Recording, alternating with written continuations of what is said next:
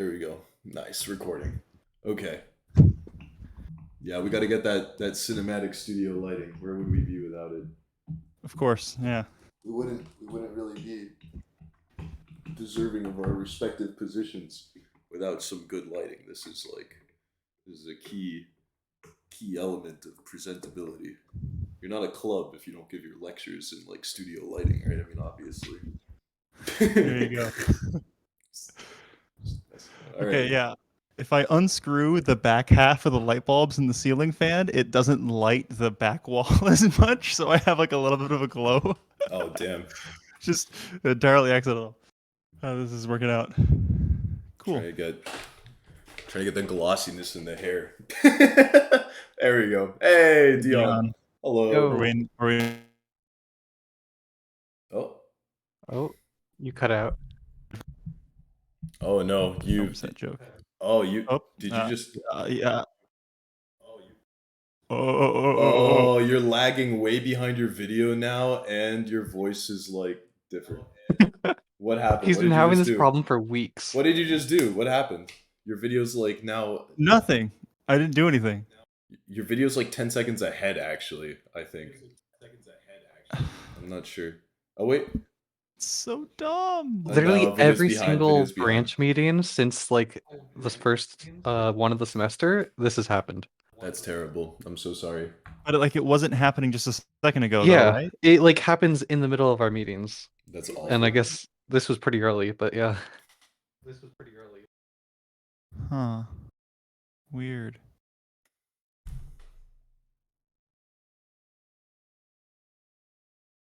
Are you there? How is it now? I think he's there. I think you fixed it. Yeah? Yeah? Hello. Hello. Yo. It's not as delayed. I don't know if there's any delay. Hey. Oh, damn. What's up? Oh, you know what? I'll pop this out and then... Oh, boom. There we go. Full screen. Boom. The legends themselves. We poppin'. Oh, Yeah, the legends. Oh, well, thank you. Thank you, dude. Thank you. Here, It's gonna be great. Start the event formally. Yeah, I've got some old questions that we've like run in the past for events like this. But yeah, we'll see. Michael, I gotta be honest with you, dude. What's up, Trevor? You know that game that you came up with last weekend? The LinkedIn stalking. Don't tell me. Are you like still on this? Bro, I'm still on this, man. I've been thinking about it all week. You motherfucker. That's bro, because I've been thinking about how much further like in depth it can be, right? Because obviously you made it as just like a. I mean, look, I'm just saying concept idea, right? I think it's fun, but you know, I was thinking about you had it as like an open world kind of thing, you know, like the end goal of the game is to get everyone networked together, right? Like that was. Air quote unquote the end goal was to not quite. The end goal was for like you as a like recruiter or something to get enough like connections to get within like a few hops of the target person you're trying to recruit. Yeah, and so it was a big game about networking, right? And you're like connecting people. Sure, yeah, you could say that. So I almost feel like I've been thinking about it, and I've kind of been putting my own like logical twist on it a lot, and I think that's where a lot of my ideas have been coming. And it's like, well, if you're doing the idea of you're just trying to like track people down, and you're basically making lists of everything they do, you're almost like a PI, right? Yeah, like a private investigator. That's exactly, precisely. Yeah, it's like there's a little bit of that going on. Yeah. Yeah. So. It's almost like, you know, you're going around and you're just finding these people and you're trying to make connections and find somebody, but instead of like just having this very normal thing of, you know, a progression of getting more and more connections, there's like a hidden story that's kind of under the surface layer, which like maybe you unveil that from actually connecting with people. But I think that turns it a lot more into almost like a visual novel thing rather than a game. But that's funny. You know, like you're solving a murder mystery. We've had murder mysteries show up in game jams before. That has been a thing before. Yeah, in the past, long time ago, cool there was a really good murder mystery that came out of UCF. I think there was like this gotcha game murder mystery for Joint Jam that I remember vaguely. I try to find it for you, but that's cool. No, Yeah, here I'll try to be like on top of like notes and stuff. Career. Let me try to find the career questions that we've asked.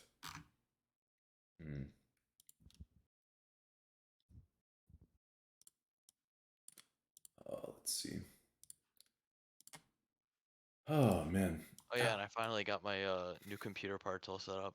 So. Oh hey, congratulations. Yeah, I can actually Nice. like run projects in Unity on not low quality. Ooh. Ooh. Very cool. Very cool. That's awesome. That's yeah, very. I've only had to like update Windows like 8 times and restart my computer more. I don't know why. That's fun. That's funny. Dude, nice. Very nice. Very nice. Very nice. I'm sorry. Give me a second. I'm trying to find. I have a document somewhere of useful questions that let's see. Find it. Oh, the question card. Yeah, it's like a convenient collection of questions that I know we have. I think it's in a Gmail somewhere. Let's see, resource. From Marissa Altenberg. Oh boy. Career showcase. Oh, I need to wear my Xbox hoodie to balance out the energy that Our battle will be legendary. I'm glad you liked the video content we pulled from our last meeting, Alec. It's I think it's good. I was really happy when I saw it. It's super good, man. I need to cut it in. I need to do it this weekend. No worries. No, dude, the fact that you're so decent at quickly editing things, very impressed. Like it's kind of crazy. Yeah, that was like my main technical skill for a long time, so it's always fun to go back to doing it. I feel bad. Back when we were a student org, we ghosted our advisor. I feel really bad. I'm seeing the old emails from her. So that hurts. How dare you? I mean, it's always long email chains, and nothing.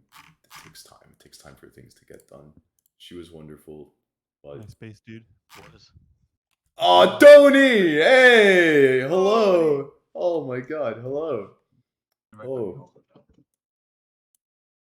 yo, good to see you. Been a second.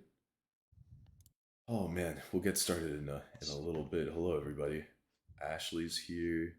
J Red, an unfamiliar name, but perhaps someone that I know in person. I'm Joseph. Did I meet you in person? We've met. Okay, my bad. I'm sorry. No, it's all good. I'm Joseph, not J Red, so I probably didn't tell you I'm J Red. Gotcha. No, that's fair. That's certainly fair. Ryan, hello. S. Oh man, familiar faces indeed. Yeah, let's see.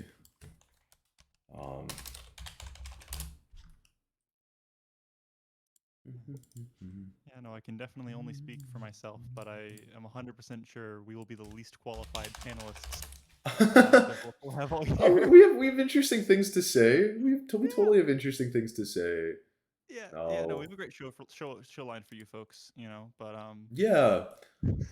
Does anyone before we like get started with essentially just pummeling Tony and Alec with questions, since they're like the two people here with internships in the game dev world, and I mean I'll do my best to talk a little bit about the interview process that I had experience with, but I never did an internship in game dev. Is there anyone in the audience today that has an internship or had an internship in the game dev world? Speak now. Speak now or forever hold your peace. You can. I'm gonna take that as a no. Take that as a no. All right, that's fair. That's fair. And presumably the people in the audience are interested in getting an internship in, right, perhaps. I hope so. Hope so. Yeah. Hopefully. What are you doing here? Yeah, I don't know. I thought this would be a fun meeting.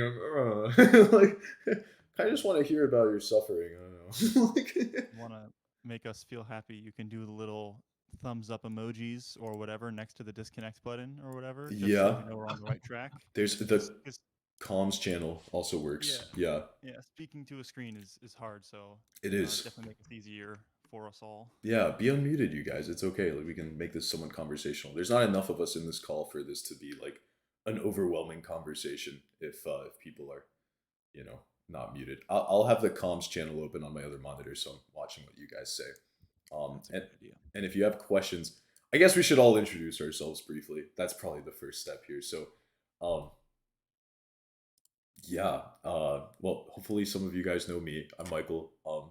I interviewed with, you know, in the context of this meeting at least, I interviewed with Blizzard for graphics programming, and since then I've done a workshop on their technical interview for UF's like Swamp Hacks, to try to get people familiar with shaders, because what they wanted was like a graphics programmer, so they gave me their shader questions, and unlike most technical interviews which happen on like HackerRank or something else, they were open and accessible on Shader Toy. It's literally Shader Toy.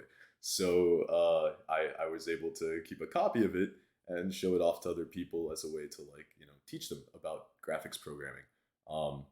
But I never ended up taking that. I did an internship elsewhere. But yeah, that's me as far as career experience in the game dev world goes.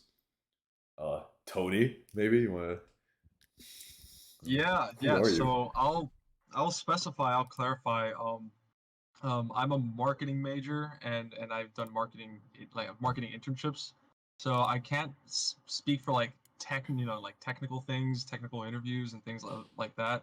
But I guess my experiences have been a couple summers ago. So summer 2022, I was a brand management intern at EA, and I worked at with the Battlefield franchise, and I got to know EA really well and got to know the recruiting team really well.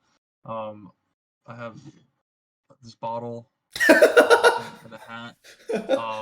Nice. Yeah, Alec and I are gonna go toe to toe with merch. I've got my bottle too. I've got my bottle too. Grab your intern bottles. My branded intern bottle. Yeah, and this past summer I interned as a product marketing manager intern. There we go. At Xbox with on Xbox Game Pass. So two different experiences that I can speak to.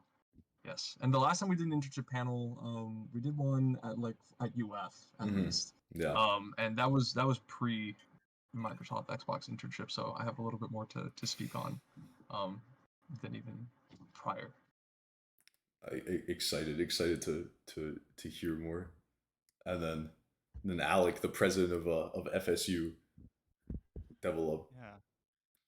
That's super awesome, Tony. I knew about the EA stuff, but I didn't know about the direct Xbox stuff, so we're just diametrically opposed. UF student, FSU student, Xbox play. We're just like destined to be like rivals.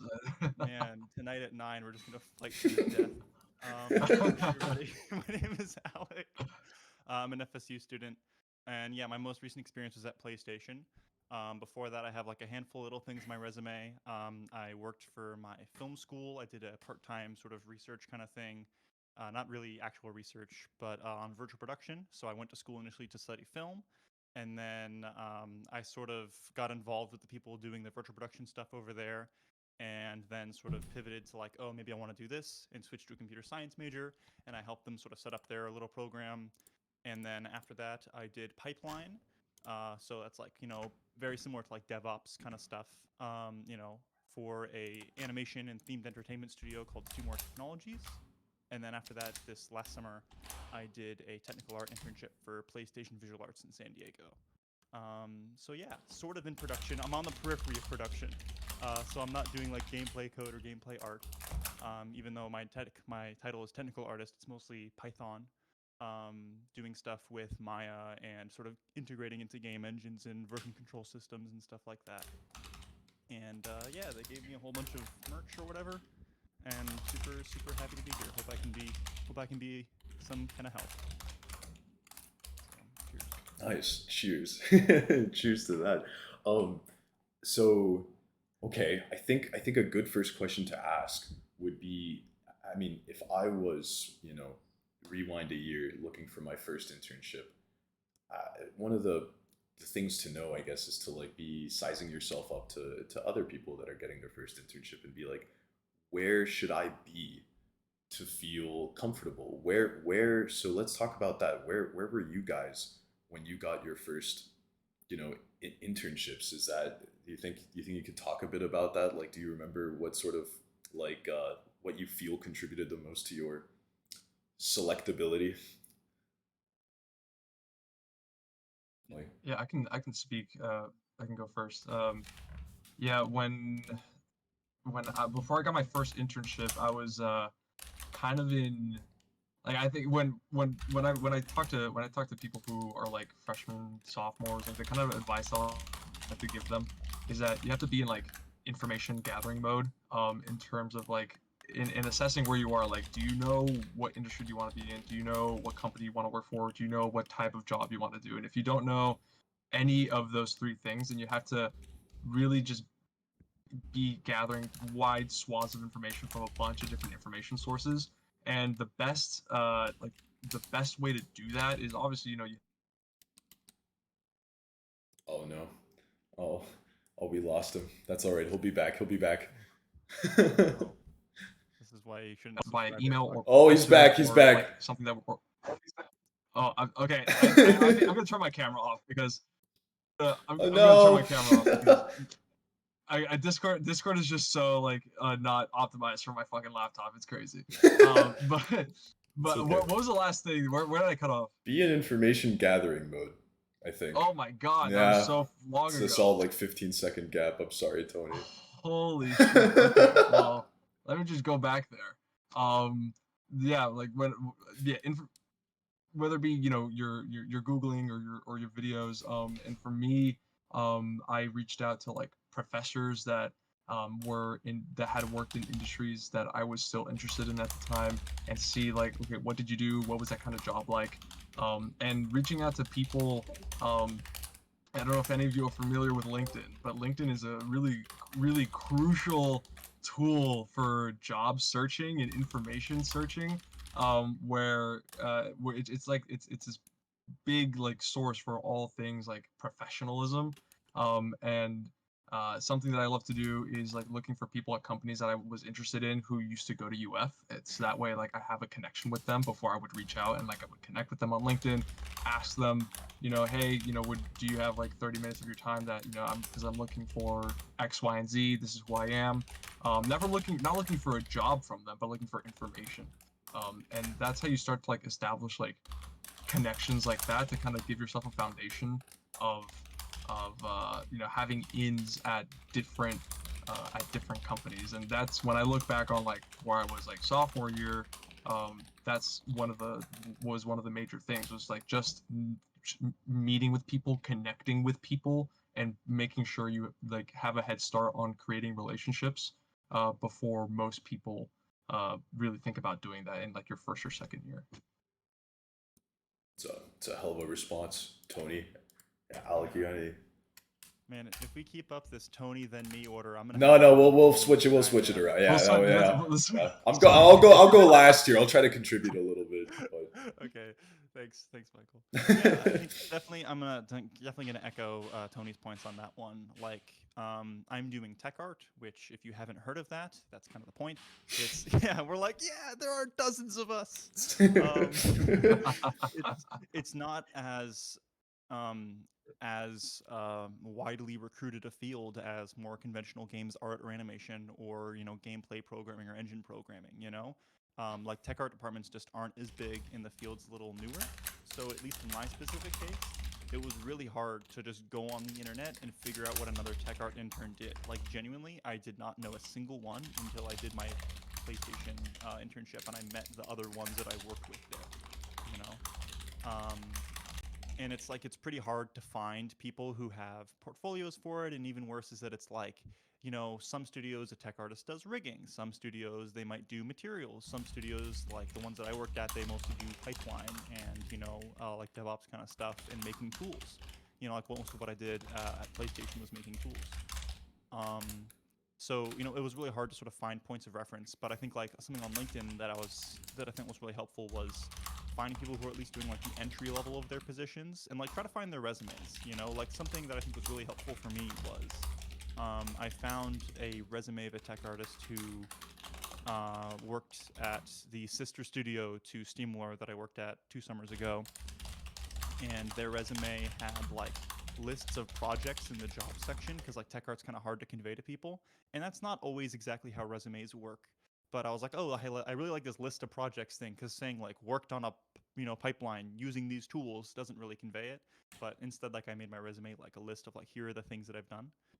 And that was something that at least people who hired me at PlayStation said like, oh, it was really helpful on your resume to be like, oh, you have experience doing this, and these are the things that you did, and we can sort of gauge in our head like, oh, okay, if they know how to do this, they can probably figure out our stuff, you know. So yeah, I would say like LinkedIn's a great tool. Trying to just find like other work that people have made. Though I will make one note is that like don't exactly try to like compare yourself or measure up or say like, oh, I found this person and they have the resume that I want to have in a year or 2 years or whatever, and they have all this stuff. And how am I ever going to do that? That's impossible. Because that's how I feel all the time. And I don't know if I know anything yet. You know, if I still have a career like 10 years from now or something, then maybe I'll have been worth my salt or whatever. But um, there are people who still get these positions who don't have like super wide public facing, you know, Google searchable resumes or portfolios or websites, and you're not always going to find all of those resources. So I would say like, you know, just work on what you have and do the best that you can with what you have, and just be happy that you're able to make it, you know. um, and then yeah, I think also in terms of like connections. Oh, I see there might be some questions in the chat. I have those closed. I'm guess taking you're- notes in high command for like questions as I ask them. But yeah, if people make things in comms, 100% gonna yeah. All right, here I feel like I'm being a little bit long with this answer. How do No, you feel about that? no. Yeah.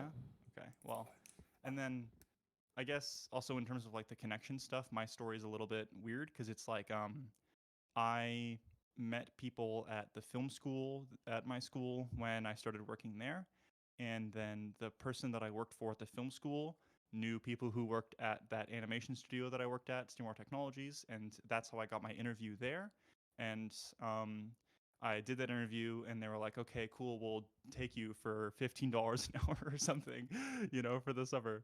And it was awesome because I got to do that, but like I wouldn't have gotten that if I didn't meet those other people, and then I wouldn't have gotten PlayStation. Like they specifically cited that I had that on my resume, and that's why they chose to give me an interview. It wasn't like I spent a lot of time working on my portfolio with all of like these tech art projects and materials and stuff, and they didn't look at it because it wasn't explicitly relevant to that position. Which is not to say like your portfolio doesn't matter. It depends on the role, but yeah, like with meeting people, it's kind of complex. So I would just say like Tony's advice about sort of LinkedIn and reaching out to people if you don't have people in your immediate circle that you can sort of talk to. I would say that's pretty good advice. So to clarify, before your internship with Sony, you had an internship doing, was it virtual production with Sycamore Studios? And this was in your, what did you call it? What's the name of the studios? Steamroller. Steamroller. I'm sorry, I didn't. Yeah, I'm here, sorry. Steamroller. No, I'm just getting insights here. So yeah, for sure. and then similarly, Tony, you went from, so you know, your most recent one this last summer, you're now a senior, was with Xbox, Microsoft Xbox, but prior to that, EA, and then prior to that, your work experience was the agency, if I'm not mistaken. Yeah, Right. yeah. So the what I had, I guess, going into EA was like my first corporate internship, and I guess like going into that, what was on my resume was develop. You know, my heavy involvement as an old dusty officer of develop back when it was GDA, and then at this advertising agency at UF, which is a student advertising, like a student-run advertising agency, which got me like, you know, experience working in teams and working with kind of like more like meaty marketing things that made myself look good for marketing internships. Right. And when before you have like a real company or something that you got paid for to have on your resume, like the things that stand out the most are the things that you like, the opportunities that you seek out for yourself, and that you throw yourself into, like pretty much out of like your own ambition, and like your ambition is like is going to take you super far, and what you have to show to companies and recruiters is really just like a function of of what you sought and like looked out for. So like an example, right, is so many people that, all the people that post in show off, for example, right? Like if you take advantage of like the show off system, and like those, and like getting your point every day, and it's grown even so much from when that first started. But if you do that, and you do that every day, and you're actually taking it, in doing it intentionally, and like building a project through it, and kind of using that as an incentive, then that's something that you're doing it maybe for fun, to socialize, or with people in this club, but that's also something that you can put on a portfolio. That's something that you can, lessons that you learned while developing and learning, that you can talk about in when you're connecting with someone, getting to know someone at a company, or if you do get into an interview, you can talk about that in an interview. It's before, like, you have to kind of, right. I relate a lot to what Alex said about tech art, how niche it is, because video game marketing is such a niche fucking thing, like at the business school, like the only like they're like, oh, we could get you into consumer packaged goods, and we can get you into other really generic things, but nobody here knows anything about video games. So it was up to me to kind of like, okay, well, there's a game development club here. Let me try to get involved there. And I'm not a developer, but maybe I can be an officer, and maybe I can like help grow it, and that's like a kind of a marketing thing. And there's like this agency here. Maybe I can join that, and do something that give myself some experience, because when you're getting into entry level positions, the thing that they're looking for the most is drive and interest and engagement, and someone that they know that they can mold into someone who can fit into their company, and eventually grow into a really value additive employee to the company. So and you make yourself look like that by acting like you work for a professional company, but at a much smaller scale with your own personal projects. Nice. Yeah, no, that very valid, right? So snowball early if you can. Like Yes. interns get internships, interns get grad positions, but people with neither are gonna have a harder time getting either, unfortunately. Yeah. But yeah, so that's the most difficult thing. The most difficult thing, Yeah. like when you don't have something, when you have like nothing. I remember I made my LinkedIn in like freshman fall, and the similar thing to Alec, where I'm looking at other people that were total LinkedIn patters, and I'm like, how do these people have like all these Yeah. different things, different experiences? Turns out that a lot of those are just like kind of like filler. They don't really do anything, and so that's, you got to be careful when you're comparing yourself in that sense too, because like only how well involved you are in the experiences you have on your LinkedIn or on your resume or on your portfolio, because anybody could say, oh yeah, I did this thing, or I was in this club, and this club did this, and this. Okay, but what did you do specifically? Yeah. What did you do specifically? Yeah. What did you get out of that? What did you learn from that? What was your process throughout that whole thing? And that's from my limited knowledge of best practices for portfolios. Like that's something that like helps you stand apart, is not just what you did, not just a screenshot or a video, but explaining your process. And like most of your portfolio should be your process, because they want to know that that you could replicate what you just did. Sorry, I didn't mean to try to cut in there too much. To bolster what Alex said about not being too worried about having a massive amount of like experience to show, or not letting the imposter syndrome get to you, and probably applying anyway, because like luck likes numbers, right? If you apply to a lot of places, you're increasing your chances of getting in. I will say this: I applied. I have more of a software engineering background. I've never taken a single formal course in game development. And I didn't have a portfolio, and I applied to Blizzard for graphics programmer and got an interview, which is to say I was on the pipeline to get hired if I did well in the technical, which I did. I just ended up telling them like, hey, I'm taking an offer elsewhere. For what it's worth, I did software engineering this last summer at it's blurred out, censored, JP Morgan. So that's that's where I was at, because that's more the career path that I'm going in. But I do have like the game dev background, just not formally. So was it all over my resume? Not at all. Not at all. My resume had almost nothing to show for it. Honestly, I guess that makes it kind of shocking. But I mean, I talked about develop and stuff, which is sort of in the Game Developers Association formerly some of my projects are mentioned. Like I mentioned that I'm very comfortable with Unreal Engine and shaders and like water and trees and foliage systems and all that. But like nothing close to Alec's beautiful portfolio site, for instance, or his insane replication of like Valve's fluid in a bottle shader, or like this beautiful car, or pizza voting system even. Like so you're muted, Alec. You're muted. Discord muted. But yeah. But I just thought I should say that it's very important to apply anyways.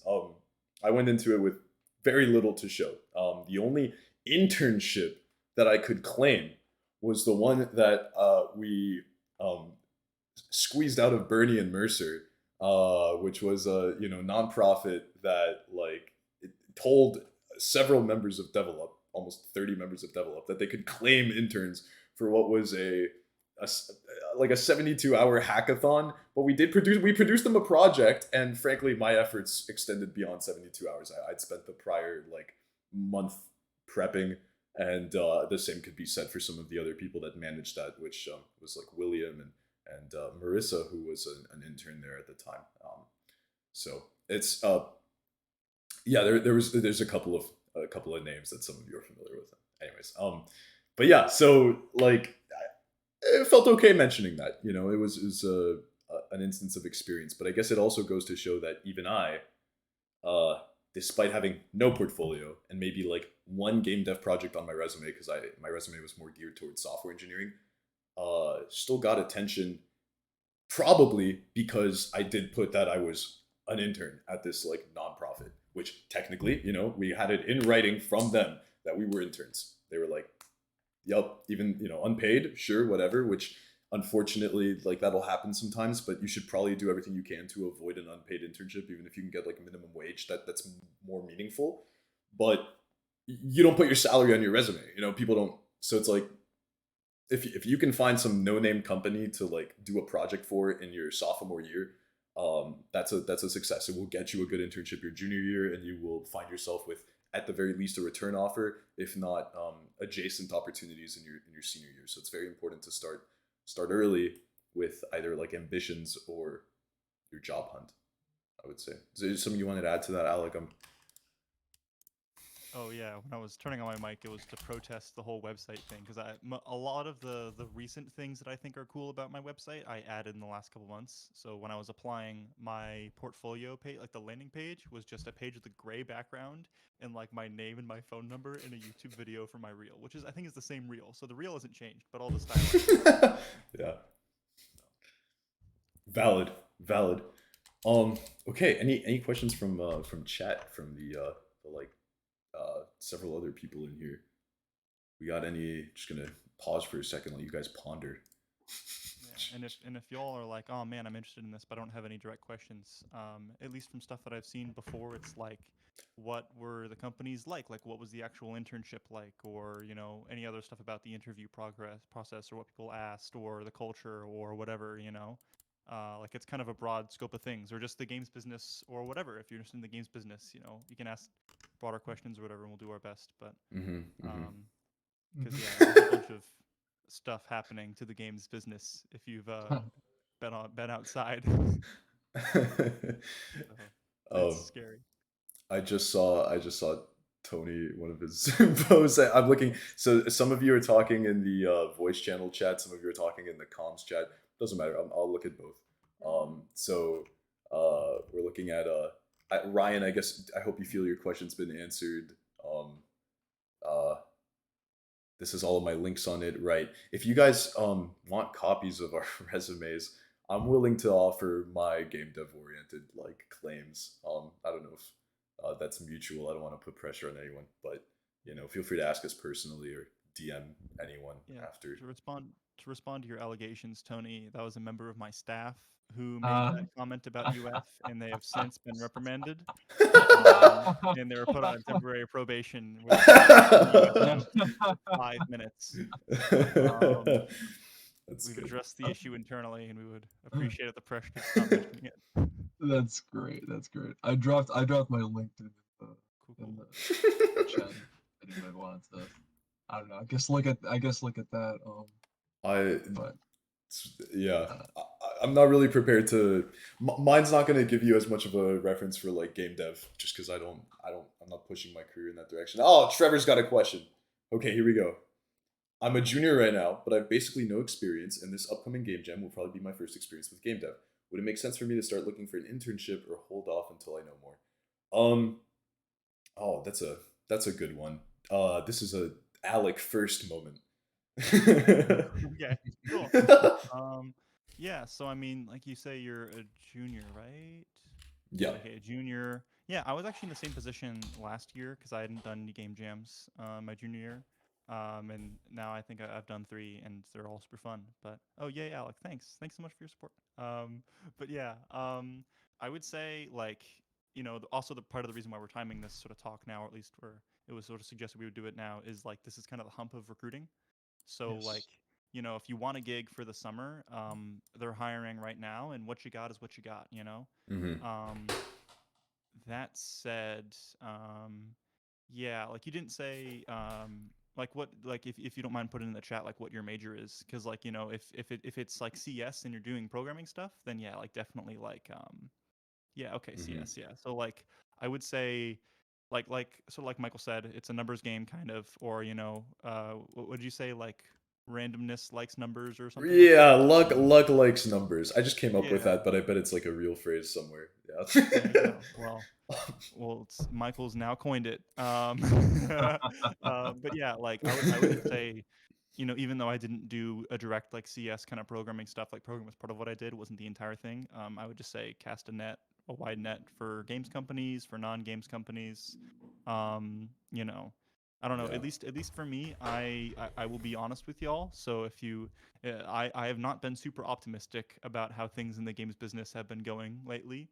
For those of you who have not sort of read some of the news, in the last month, around like 20 different games companies have done layoffs of varying sizes. Most recently, Naughty Dog of 25. And the largest one that we know is Epic with like over 800. So 16% or something like that. Yeah. 16% of the company. Which includes the guest speaker at FSU that was Rip she Melissa was affected. was affected by that. So that is very So unfortunate. yeah, it was very strange to see her that LinkedIn post and be like, "Oh wow, you just told us how wonderful Epic was," It's which is not that's not a slight against Epic, by the way. That's just, no. well, it sort of is. It sort of isn't. I know this is being recorded, but like it has been widely documented the many sort of less than sustainable and not exactly long-term plans that a lot of these companies had for growth that were sort of triggered by the pandemic, and now it's kind of the economic consequence for that. So I mean, like, The bubble I think as an burst. organization, they've taken responsibility for this and publicly said that they didn't do a good job at this. So it is Epic's fault, but they're not mistreating their employees, and they all got a pretty good severance. So that's one of the better cases. They got like 6. This is like it's like 6 months full time pay, which Which is is crazy. That's awesome. which is It's amazing. Epic. They Epic's basically like still have, yeah. Epic's like the Netflix of game dev. Like it's the best. It's probably one of the like hardest, or Apple or something like Google. They're one of the hardest companies to probably like end up getting into, and it's very like it's a very well paid company. I will add, in general, for new grads right now, it's a very, very hard time. If you're an intern, you have better chances, but this is perhaps one of the worst recruiting cycles in the world of computer science generally, whether you're doing software engineering or game dev. And the reason for that is because of inflation and the way that our government decided to handle inflation is with, affecting the interest rates, which is an intelligent choice to make, but it affects companies that operate close to their margins, which includes almost all big tech companies. So it's in their best interest economically to grow as much as possible during periods of growth, which was during the pandemic. The stock market did well and everyone grew. And now we're seeing the consequences of that. So things have bounced back and it is very, very hard to get a job right now. Doesn't mean you shouldn't try. Doesn't mean you should use that as an excuse. So, oh, poor me, I didn't get a job. Like work, really grind, that's get on the grind. But it's rough. It's really bad. So yeah, just be aware of that. And it's cutthroat as well. I don't know. There's a recent event that was kind of insane. The Grace Hopper Conference, which is supposed to be for women, and LGBT men, was overrun by men this year because it's so cutthroat, and a lot of people are claiming that they are gay to get into this conference because it's extremely recruiter heavy. So it's getting bad. It's getting kind of ugly. Just something to be aware of. It's questionable times. To inject some positivity, some optimism in this because it is in the whole a bit of a softer time for recruiting and for new hires in the past. I mean even at Microsoft, I was lucky enough to get a full-time offer there, for after graduation, but it was by the skin of my teeth. A lot of people, unfortunately, did not have the same amount of fortune, but there are still internships that are available, and there's plenty. There are a lot. It's fewer. It's less than it was a year ago and 2 years ago, but they are still out there. I mean, I myself, a few days ago, I was messaging Michael. I was like, dude, I just scrolled past 4 big gaming companies. It was Activision, EA, Insomniac, et cetera, et cetera, et cetera. On my LinkedIn feed, I came across 4 posts of our internships are open. Just in quick succession. Nintendo also, EA, they opened up recently as well. If you don't have a lot of experience and you are a younger student, say a freshman or a sophomore, then it's a great idea to look specifically for programs at big companies that look for younger students. At EA, what I was able to do there, it was a program that was specifically meant for first and second year students. It's called the Pathfinder program. And if you go on their website and you look at their job description and you see a job title that has Pathfinder in parentheses, that means that it is for students who are younger and the qualifications are less. There are fewer qualifications for it. The bar is lower, so you have a much better chance going in at getting in that. Fewer applicants don't have a lot of experience. Yeah, and much more accessible. Google STEP, the same goes for software engineering, right? There's freshman, sophomore dedicated programs out there. There's Microsoft Explore, which a mutual friend of Michael and I did this past summer. Abe. Yeah, Abe. Nice. Yeah, he did. Yeah, and so there's programs like that. If you're younger, if you're questioning the amount of experience that you have and you're an older student, I would recommend doing something like freelance work. Try and do freelance. Try and do something on your own, on your own account. If you have say you're an artist, right? And you have you're good at making logos. Try to advertise yourself on Fiverr or on any other types of those websites to try to just get some quote unquote professional experience.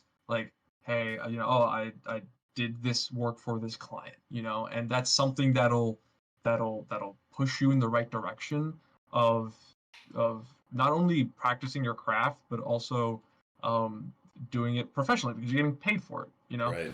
And even and shoot, and even if you don't get paid for it, I know someone another mutual friend of ours who was a graphic designer would do logos for different clubs at UF.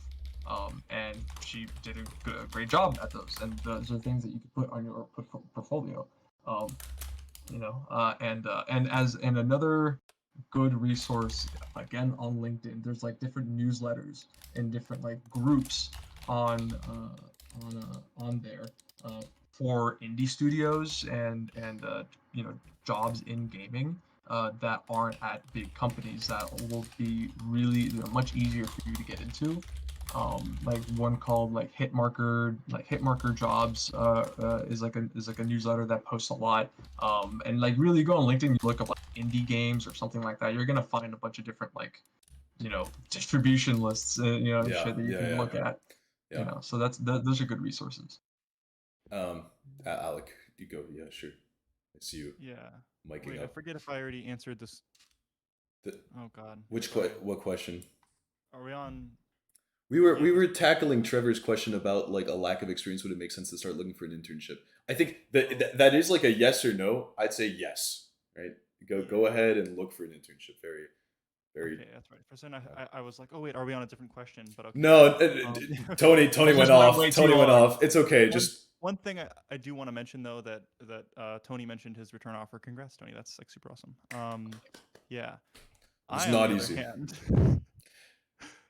There's something to be said about game dev. Yeah, you could talk about the cyclical nature of game dev positions, right? Like at least for me, I did not get a return offer, or at least I have not yet. I had a one-on-one with my manager like roughly halfway through my internship where she was like, "You're doing great, and the team is, giving a lot of great feedback. I've heard nothing negative, but right now, the way that things are going with our clients, we're unsure if we'll be able to bring you back, you know." And right now, I reached out once and I haven't heard back, so I'm assuming, the PlayStation time of my life is probably at its end. I think one thing I will note is like, I can't talk about anything that happened internally, and everything I'm saying here is just me. It's not the company. It doesn't represent the company. None of the things approved by the company. I had to do that dance at one point. But yeah, like, yeah, at least for me, I don't think it was a performance related thing, but it was just like, right now the entire business is like hurting. So that's why like I'm recruiting right now, and I'm like looking for roles in games and out of games and all that kind of stuff. So it's one thing I guess to note. It's worth noting that yeah, so the one of the takeaways here is that like game dev positions tend to be somewhat cyclical. So I had this conversation with Alex some time ago. I distinctly remember it because I was playing a very exciting round of BattleBit at the time, and it's just like overlaid with scenes of that gameplay in my mind. That was unrelated. The point is, what he told me, if I remember correctly, Alec, and you're welcome to correct me. Again, what hypothetically he told me, because it's not the opinion of the company or anything that was said, but if I remember correctly, it was he got really positive performance reviews, like he just said, but games, kind of like movies, they take on a project, right? These studios take on a project, and studios have like two types of roles. They've got their core roles that are preserved. They're like, you're the principal technical artist. You've got like 10 projects on your resume. You've been here for like 15 years. You're our like main guy. And then they hire in a bunch of roles. They're like, all right, we're taking on the procedural animation of Star Wars Battlefront. So they pull in like 100 new positions. Project ends, goodbye. All right, find a new job or come back. Maybe we have another project for you. But it's somewhat cyclical. It's kind of like movies. If you're not in one of those core positions, and those core positions are hard, and that's not your fault. It's just the nature of the industry. That doesn't mean you're gonna get paid any less. You just there's just constantly positions. There's churn. Which is less true in some careers than others. It depends what you do in game dev. Yeah. For sure. Yeah, like if you look at the credits of a big AAA game that was made in the last while, you'll see that the structure that'll probably go is that there's like a studio that gets credited first, the big studio that made the game. And there's like another studio that's probably owned by the same company that helped them make it. And then there's like 4 or 5 studios that did outsource art and animation in the last year or two. So like the studio that I worked on would be like the second one in the credits. So for example, like on Last of Us Part 1 that just came out this spring, there was Naughty Dog, and then there was PlayStation Visual Arts that did, pretty much all of the art, animation, and stuff, and the people that like I worked for on the credits for that game, basically. So like the studio that I worked for and specifically did motion capture and facial animation and animation cleanup and stuff. So cinematics animation.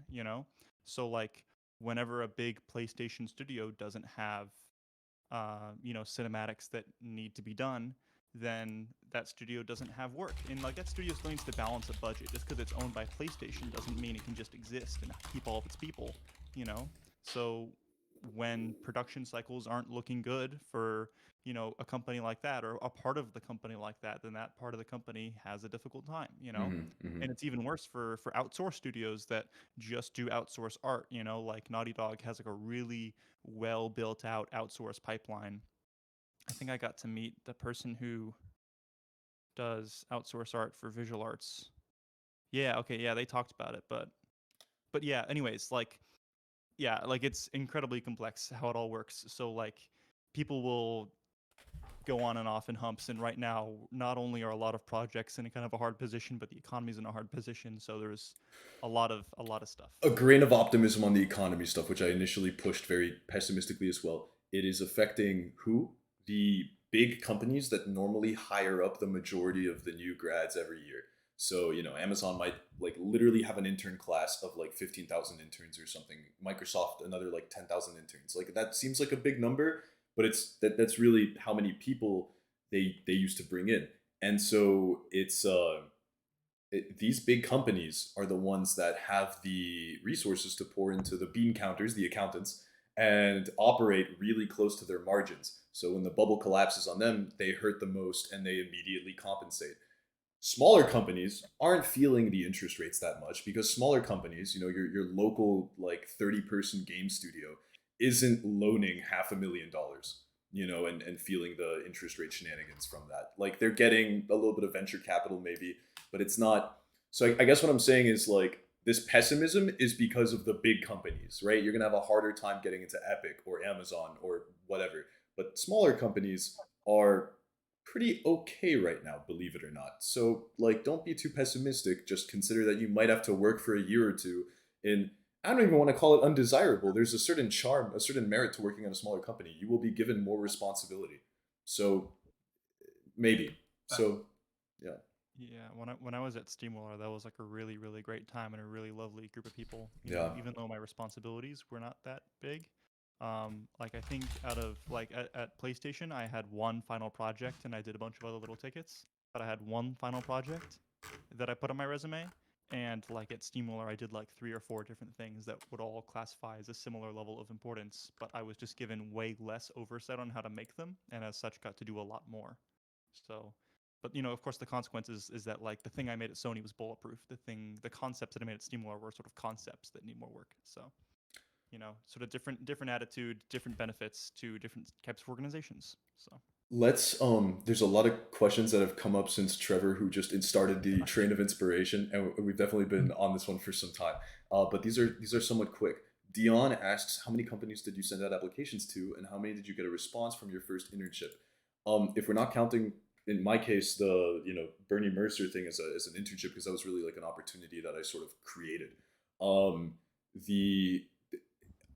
In terms of game dev, I applied to EA and Activision, and I heard back from Activision with 0 experience. So I feel pretty cracked. 50% success rate. Like, then again, I don't know. Like that's kind of awesome. I feel really good about that. And then generally in software engineering, last year I applied for internships at maybe like 20 places, and I got interviews at like 5 or 6, which I'm told is a really good ratio. And with JP Morgan specifically, I went straight to final interview, and they have like a hackathon process. So they flew me out to a hackathon that's hosted by the company. That's sort of how this works with, like, hackathons are a really good place to get recruited at. That's why people go to these conferences like Grace Hopper. We won't talk about the shenanigans that happened there this year. I'm not saying don't claim anything that's not true, but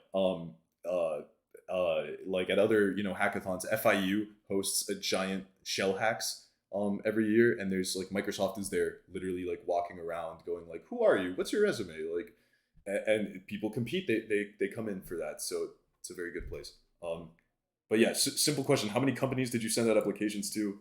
Get a response from Tony? Numbers. Tony.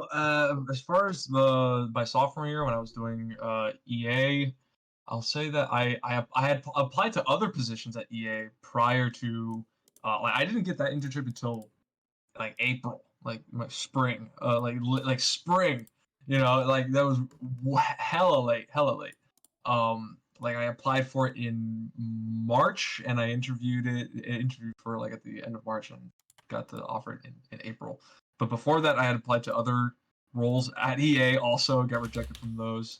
I applied for, I believe, PlayStation too. I applied for, and they weren't looking for sophomores; they were looking for at least juniors. And I think I also applied for like Riot, and didn't get that. I will say on the numbers, you know, so I don't want to get too out of my depth when talking about software engineering internships, but I will say in my experience in terms of like numbers and how many applications you put out, um, you you do see better results when you put a lot of effort into an application.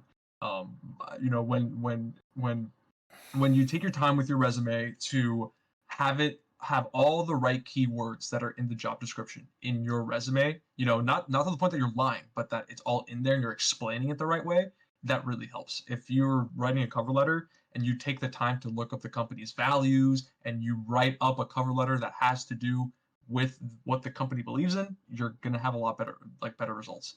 And when you're interviewing and you do all that research to make sure that you're speaking the company's language, you're going to have a lot better success rate. If you're turning in one resume, one portfolio to 100 different internships, you're doing it wrong, because it's not going to, like, fit is important. It's important to fit it, you know. So I know Michael is always going to be on the number side. I'll always be. You're a little more on the number side. But my less on the number experience side. is less on the number side. Like I'm No, telling you that the number side helps, but people have really different experiences. And if anything, my experience is antithetical to the numbers game. Most CS majors I know are like dropping 300 applications. I drop 20 and I get 5. Like, you know, it's not. I put a lot of effort into them too. I went for referrals. I went for LinkedIn connections. I last year I didn't apply to places if I didn't talk to someone inside first. That was sort of my strategy, and that's why I had such a good ratio. I did exactly what you did, Tony. I put a lot of effort in. Like, so I'm saying there's multiple ways to go about this. You can play the numbers game, or you can do high effort. Both will have results, but you got to pick one and do it to some extent. You got to put in the effort, whether the effort is in 100 applications or in like stalking every member of the company. Yes. We're just not holding back. Oh my god. I know, talked to a lot of people on LinkedIn. I got referrals where I could. And my LinkedIn cold outreach ratio was like 3 out of 5. I reached out to 5 people and I got responses from 3 and ended up having like Zoom calls with them. And I know this sounds almost like a sociopathic like utilization of other people's resources, but I was extremely like warm and friendly. Like, these people were awesome, and I've maintained friendships with many of them. Like, I didn't just, reach out to them to try to like farm a referral out of them. I am just today I was talking to a woman that referred me to Amazon, Palantir, and like some other companies, and she's wonderful. I've remained very close friends with her in the year following, and she keeps up with my recruitment efforts. I keep up with her shenanigans at Amazon. She's about to like quit, which is really funny. Anyways, yeah, just very interesting. So I'm saying, like, build relationships, right? Don't use people. They can tell they're being used, but do put in the effort to build those relationships. You do have to maybe go out of your way and like force a few friendships to happen, but you'll like these people. They're good. It's like, make friends. They're usually really cool people. Sorry, forced friendships doesn't. I mean, that's not what happened here. I don't know. I'm trying to. I hope people don't take this the wrong way. encourage. Oh yeah, I hope. No, I don't. Oh, who said Love forced me, friendships? love me, let me. No. Let me in. Yeah, no. No. Yeah, no. It's No. definitely not forced friendships. Like, No, it's definitely sorry, not. Like, I don't want to step on your answer to this, but I will say, like, it's not forced friendships. Many of these people want to meet you as well. If many of these people want to help others get into the industry as well, so you're not taking advantage of them. They're not taking advantage of you. Like, it's mutual. Yeah. You know, Yeah. as long as you go about it the right way. They get a pretty fat bonus if you make it in as well. Oh yeah. By the way, like $5,000. So, like, consider that as well. Yeah. Anyways, Alec, anything to add to specifically Dion's question of oh boy, scrolling down. Sorry. Yeah, how many companies do you apply? Yeah. The ratios. Yeah. So this is actually one I'm a little bit embarrassed about, guys. So get ready with your tomatoes or other rotten vegetables to throw at me, or fruits rather. I applied to, I think I applied in sophomore year before Steamroller. I applied to like one of the EA ones and forgot to attach my cover letter and got like a no message immediately. I think it might have been automated. Yeah. Oh, no, Ryan! And then I had my mentor at school tell me about Steamroller and like, oh, hey, I have a meeting with these people anyways, and I'll just bring you up at the end and we'll see how it goes. And then I got to meet them. And then I got that internship. And then for PlayStation, that was the first one where like I didn't have someone to talk to about it, and I just sort of sent applications out into the wild. Thanks, Mike. Like at the time, I did not think I was a good enough programmer to do software engineering stuff. Looking back now, I think I actually might have been okay at that kind of stuff for Python-focused roles, but I didn't know at the time. So I literally only applied to tech art internships, and there were exactly 6 different companies that were hiring for tech art internships. So I think I applied to like less than 10 positions in total in the fall, and that was silly. That was really silly because I took a lot of risk with that because there's not that many positions, and I heard back from one company. So like, Yeah. you know, am I happy that the one set of people I did get to get myself in front of, I like I was thinking like, oh man, I don't know what I'm gonna do with the summer. I'm gonna do summer.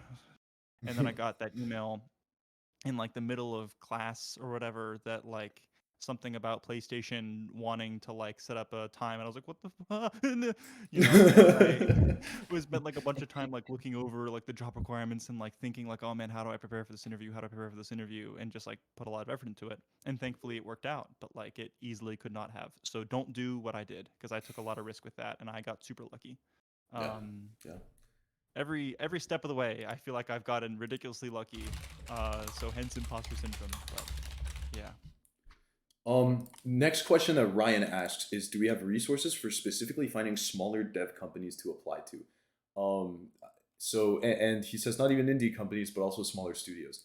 I'll say this for software engineering, since software engineers are just all like weird nerds, they use GitHub, and there's a very popular set of GitHubs. One's maintained by PitCS that maintains software engineering internships, and it's like famous. It has like 30,000 stars.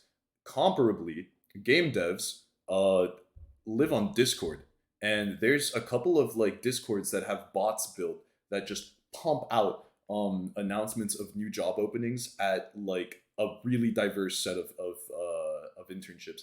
The reason that this is harder to do for game dev is because game dev encapsulates so much. It encapsulates, right? Like even technical art itself is like 50 different fields. It could be rigging, it could be procedural animation, it could be shaders, it could be rendering, it could be like procedural generation. You could be a tech artist that specializes in like atmospheric scattering, right? You know, like so there's a lot of broadness there, but I know for a fact that there's a Discord where, like, unironically, better aggregator of job postings than anything I've ever seen. And the old FAU develop Discord server, which is sort of, you know, like temporarily offline while we try to build up the community here in the headquarters Discord, actually has a lot of those linked in streaming to them. And I'll go pull them and I'll drop you the source link. In fact, I'll do that right now while other people answer your question. Do you guys have anything to add to that? If you don't, it's all good. Hey, Alec, Tony, no, not really. Like resources for game devs. I did drop those LinkedIn. Yeah, those LinkedIn links. I remember also seeing a website that was specifically for recruiting indies. Oh yeah. Or maybe it's Work with Indies. Oh, I think it's their Discord. Work with Indies also has a Discord. That's what I'm thinking of. I think that's what I'm thinking of. Hold on, let's see. Yeah, Work with Indies was what. Indie. Yeah, I remember I made a post. Yep. I don't remember if it was in here, in this channel, or in the UF No, it's one. huge. It has 23,000 members. Here, I'm dropping the. You can actually find it in the like Discord server browser, but I'll drop an invite link. They have a. Let me look I at tried their. to make an invite. Let me look at their They have like channels. their max amount of invites is like created. It says.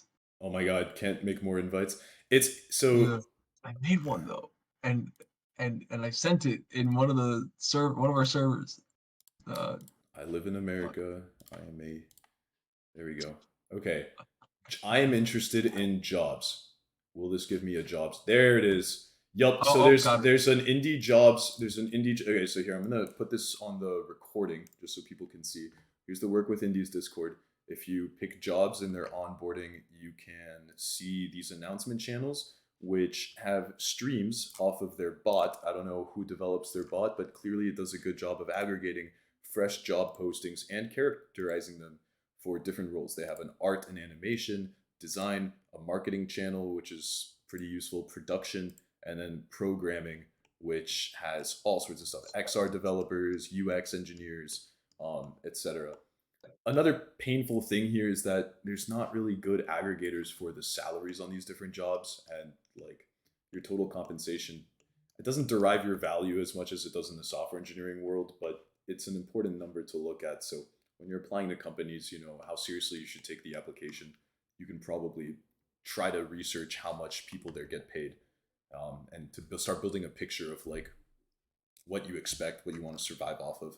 It shouldn't be your priority to get like your priority should be to survive, right? First and foremost, and be happy. But career growth does come out of positions where, like, you know, in a meritocracy, you would expect that your income is tied to your contributions to the company. And it's not that recruiters will look at it that way, but if you make more money, you have leverage when you apply to jobs down the line. So it's good. Yeah, so work with indies. One thing I also realized is like on LinkedIn, if you go ahead and follow like different companies and different hashtags and different recruiters and stuff, you'll just see in your feed if those of you are like bored enough like me to just scroll LinkedIn sometimes because the rest of the internet is not fun anymore. Then you know people also post like, oh, we're looking for this or we're looking for that, you know, on LinkedIn for big companies, small companies, and all kinds of stuff. So I would recommend doing that as well. Yeah, like if you're the kind of person who ends up using LinkedIn, which is not for everybody, but if you are, then it's a great resource. I don't use LinkedIn almost at all for what it's worth. I used it to reach out to like those 5 people that I did last year, but my LinkedIn is maintained. I haven't made a single post. Yeah. I really dislike the bragging stuff, and Hate it's yeah, like Hate I'm not much into that, and like it's hard for me to think because like I don't know, there's things that I feel like I'd want to say on LinkedIn, like make out a post where it's just like a little essay, but then I'm like, man, people are just gonna judge me for this or be like, oh, don't hire that guy. I'm not gonna lie. Yeah, like even So I don't say anything, but I'm not on Instagram anymore, and I'm not on Reddit anymore. So and all I have left is like a YouTube feed. So like that's LinkedIn has become my doom scroll. So even my Hey, doom scrolling LinkedIn is a lot more productive than any other doom scrolling, and it's not even close. Doom scrolling LinkedIn is like is not healthy. Yeah, because in the case of our current industry, it's like actual doom. Yeah, it's a gloomy time. Brian asks, I've been working towards becoming a game animator. Brian runs the UF Animation Club. I've been building pieces I can show, but a lot of my animator connections say that I still need to either make those pieces better or make different ones in order to stand out for a chance at entry level or internships. But I haven't asked for feedback from recruiters yet. If I can, should I ask for feedback from recruiters, or should I listen to the animator connections that worked in big companies and not apply until my animator connection says it's good enough? Okay, hold on. Okay, if anyone tells you don't apply, don't listen to them. Like what's stopping you from applying? There's no like it's a 10-minute process at most for most technical roles. Granted, hopefully you've been maintaining a portfolio, right? In software engineering, it's 10 minutes. In game dev, maybe you do want to include a cover letter. It's less common to do that in other like more heavy CS positions, but in game dev, cover letters might matter. Having a more tailored portfolio or like a tailored resume, like Tony said, might be relevant. But still, that's like a 30-minute burden to apply somewhere. If someone's telling you not to apply, like I don't know what year you're in, Brian. I think you're in your either junior or senior year, and that's should definitely be applying. That being said, if people are telling you to make your things better and you're going for more of an artist game animator position, then yeah, I would aspire to continue, improving the visual quality, right? But don't let that stop you from applying. Asking recruiters for feedback. Oftentimes, there's technical recruiters, and technical recruiters have some technical skills, right? But um, I don't know. Actually, I'm not sure if I'm prepared to comment on this in the world of game dev. Technical recruiters in software engineering rarely know anything about like JavaScript software engineering. Maybe they have a little bit of experience, but they just know the keywords well enough to help in the recruiting effort for the company. But ultimately, their role is like HR. They don't necessarily have like a deep knowledge of what makes an animation good, let alone like the artistry behind it, right? So I don't know if they're the ones really looking at your portfolio. So I don't know if it's good to ask recruiters for feedback on animation quality. Um, as a rule of thumb, though, I know you've asked this question before. You've come to a lot of our internship panels in the past, and the resounding thing that people say again and again is technical skills win every time. It's the most important thing possible is technical skills because that's what lets you produce art faster and produce higher quality art by leveraging the software at your disposal and the engineering kind of skills. Even in animation, procedural animation skills and the related things are important. Staying up to date with the field. Unreal Engine is adding animation tools. Like, good to learn those things. I want to hear what Alec has to say about this. Yeah, me too. Are you able to hear me? Yes. Hey, Brian. Hey, yeah, so for context, I'm gonna graduate like on the spring, and I have done some like game animation and implemented them into Unreal Engine, though I would say like my best pieces of that Unreal Engine project will have to be like my idle and run. Although I did implement like a jump, I did like a dodge roll, but the dodge roll is like kind of slow for like dodging, so it's much more slower than like a Dark Souls roll, unfortunately. Double the frame rate. And yeah, and I also done like a I also triggered like a boss cutscene and whatnot. So I don't know. I've been like trying to like because I saw some game postings that were like asking for like animators, but it'll be also nice to know how to implement into like game systems and whatnot. So like the Unreal and the implementation with animation blueprints has been pretty fun and whatnot so far. But like yeah, I don't know. We'll get to in a second, by the way, Gabby, and anyone else that's waiting on questions. I think there's only another couple. There's a handful. There's one from Ashley. I'm just saying we'll get to them. I'm sorry. Yeah, I don't want to Yeah. take No, too you're much not. time, You're not so- Brian. No, I'm sorry. I just wanted to address it because I know we've now hit the like hour mark. That's why. That's the only. Keep going. We'll keep.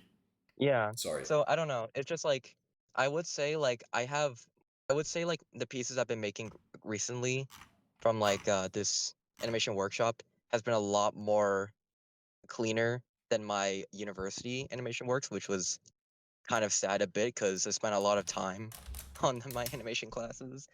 But anyways, so I don't know. I guess I'll try to bite the bullet and apply and whatnot. It's just that I don't know. You It's just like definitely I'm hearing. apply. Definitely Sorry. apply. Definitely apply. Like, do not apply. It's you're about to graduate, right? What if you're not going to apply? What are you doing? Will you go to grad school, right? Consider like FIA or something. But if you're not applying, you're not even like creating the opportunity for yourself to have something after you graduate. And now is application season. So if you're trying to weigh some sort of cost benefit, like the cost that you're going to incur by maybe dedicating 30% of your week to pumping out job apps to even like mediocre companies is temporary, because the opportunity to do that will be closing in the coming weeks for big companies and in the coming months for small companies. Like realistically, the farthest end of the window is what, February or something for like mid-range companies. You can get something later for like really small ones, but your best chance is like between now and February, and like really between now and like mid-November, maybe like early December at latest. Game dev's a little later than software, but yeah. So apply, right? I mean, like Like even if people are telling you, oh, your animation skill isn't good enough, like okay, it hurts to hear that, but are you, I mean, are you able to improve your animation quality enough in the next 3 weeks to warrant you like waiting to apply? You know what I'm saying? Like if you think that in the next 3 weeks your time is better spent spending 30% of your week grinding your animation quality and being like, I'm gonna make the most beautiful animations I can and then put that on your portfolio, so be it. But be strict with yourself and set a schedule now so that you stick to it. Because if you don't, you'll develop the same imposter syndrome that Alec no doubt felt at one point, that I felt, that Tony felt, and you will wait to apply until it's too late, like I did last year, and you won't even hear back from places, not because you're bad, but because you just waited too long. I had referrals to like 3 different big name companies, and I didn't hear back from them at all because I was too late into the cycle, because I was too nervous to apply, and I spent too much of my time focusing on Leetcode when I should have just dropped the application sooner and bit the bullet. So don't make that same mistake. Yeah, I'll make sure once I drive home, I'll see if I can try to apply, because I know there's like the Santa Monica internship, Somniac internship, and I think there's gonna be a bit more other internships in other Absolutely. studios and whatnot. Absolutely. Go for it. And yeah, even though you're a grad, applying for internships is not a bad idea, because like they'll still try to pipeline you in. Like you still have a, it's easier to get an internship than a straight new grad position's almost, I don't want to say impossible. It's harder to do without an internship. So try to go for an internship if you can, right? I think, is that fair advice? I don't know, but Yeah, definitely. an internship is going to be a lot easier to get into than a full-time job, and your prospects for a full-time job after an internship is much higher, because internships are basically 3-month long interviews, like on the job interviews, Yeah. in which they're just trying to see that, like, if you get into a internship, then you've pretty much proven that you're like 80% of the way there. The final 20% is like, can you actually get the work done that like we expect, and are you good to work with? Mm-hmm. So yeah, definitely apply. Like, don't not apply. Inaction is worse, like, all the time, than action. Michael Scott once said, "You miss 100% of the shots you don't take." So it's cliche, but it's true. No matter how you feel personally you are in your professional development, um, there you will 100% not get an internship if you don't apply for it, right? And the ways that you can feel better about yourself going into an application is trying to reach out to people at that company, on LinkedIn, trying to get advice, from people at that company. If you are talking to a recruiter, don't send them like your reel and be like, hey, can you, what advice do you have on this technically? Ask like, what do you see, from recruits in the past? What are things in the past that people have done, that candidates have done, to help them get a role? Like, what do you look for? What should I focus on? Things like that, because they won't have maybe complete technical knowledge, but they'll have some, they'll have a lot of experience in like seeing recruiters, seeing candidates' profiles. So, but yeah, definitely apply. Like, that is a. I hope that's something that everybody takes away. Like, it is a no-brainer to apply. It's not like you're not gonna have like a profile with these companies now, like, oh, Brian applied and he wasn't 100% ready for this, so we'll never accept his application ever. That's not how that works. Yeah, Your I'll battle make sure to average is your resume. take that advice. I really appreciate that. Thank you. So Gabby asks, should we aim for an internship over the summer or during the school year? And I think that's a complex question. My answer, and I started typing it out, is that summer is more common, right? So there's significantly more opportunity, but there's also more competition for summer. I don't know if the ratio of opportunity to competition is different between summer and like a spring or fall internship. That said, working part time in the spring or fall is something that a lot of my friends have done. They've done like extended internships. Sometimes internships will become fall internships, and perhaps the best way of landing those fall and spring internships, because they're kind of rare, if your school has student organizations, like develop, or related school organizations that connect with the companies that you're interested in, they will often pull recruiters into their own little like private recruiting fairs, and you have good chances there. That happens a lot at UF. So some of our biggest computer science organizations like sponsor like an array of co-op applications where they collect their members' resumes, and they have like a direct pipeline to a bunch of recruiters, and they put them in, and it happens. So that's my advice, is like look at student organizations for fall and spring, but generally aim for summer. It's more realistic, I think. Yeah, as a side note, we had Epic Games a couple weeks ago, and we have PlayStation over here at Develop FSU absolutely carrying early November. I think November 14th is when we have PlayStation over Discord or over Zoom. Wow, nice, very nice, very nice. We'll bring all of Develop back to that. I'll be sure to announce that. If okay, no, that's fine. No, it's okay. Yeah, if it is everybody. FSU, no, you have the right. You reserve the right. ACM, there you go. ACM at FSU. Nice. There you go. ACM they have a lot of friends, it seems, at our school. It seems that schools do a worse job of attracting recruiters than student organizations. And I think recruiters have realized that student organizations often have the most quality talent pool. Like the people that go to recruiting fairs, in general population, there's a lot of like comparably less respectable people there. The most competitive people are some of the people that are in this call right now. There's some of the people that hang out in student organizations generally, because they're the ones that are self-motivated to get their stuff together and get a job and get into like a career in these different places. So as a result, recruiters seem to talk to student organizations more. Google hasn't said a word to UF officially in years, but they sure do talk to our student orgs. Like, same goes for Microsoft and Facebook. They stopped coming to UF officially a long time ago. Georgia Tech, sure. Michigan, sure. But UF, but they come to our student orgs. So pay attention to those. Yeah. Oh, show. But the question was summer versus not summer, right? Basically. Yeah. I think so. Gabby, are we? Let me scroll back up. Here, I'll reply it for you. Pull it down. Oh, thank you. Here. Here. Do you think we're? How do you feel about our response, Gabby? Was that decent? Oh, sorry, Alec. Were you about to? I'm sorry. Go ahead. Oh yeah, I was gonna do a little blurb, but. No, go ahead. Okay. Yeah. Yeah, I mean, I would say, at least for me, with what I know, I haven't heard any particular bias in any particular direction, though I think that, like,